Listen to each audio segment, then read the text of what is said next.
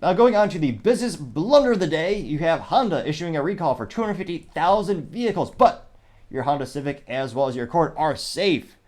Now, this definitely is a business blunder considering Honda is one of the most reliable car companies out there.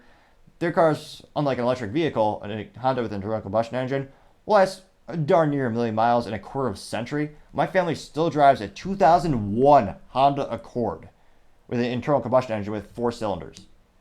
That thing is solid as a rock and is darn near bulletproof. It's great reliability and a great ROI, especially because, again, if the battery goes down in that car, what is it, $150 for a new interstate battery throw in there?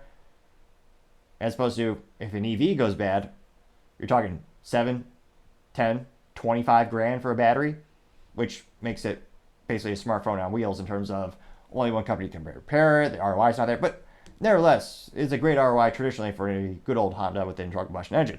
Now, that being said, this is definitely a business blunder because Honda is known for making extremely reliable vehicles. That's part of their whole brand.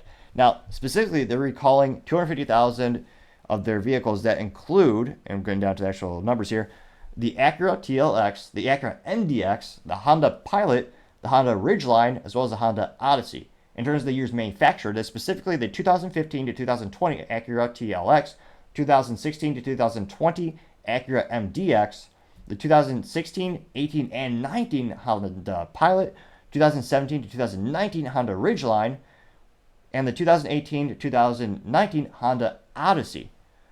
And specifically, it's 248,999 vehicles that are affected by the recall. And going to the actual recall is due to a manufacturing error. The connecting rod bearing in the engine bay may wear and seize, causing potential damage to it. Now, the damage is the engines may stall or run improperly while a person is driving the vehicle, increasing the risk of a fire, injury, or crash, according to the NHTSA. And in terms of snail mail, they're going to mail out physical letters to the owners by the notification letters by January 2nd, 2024. Or if you feel so inclined to be a little bit more proactive, you can just call Honda at 1-888-234-2138. Again, call Honda to see if your specific vehicle is affected at 1-888-234-2138.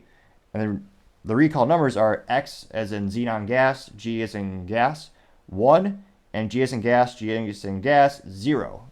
Those are the specific recall numbers.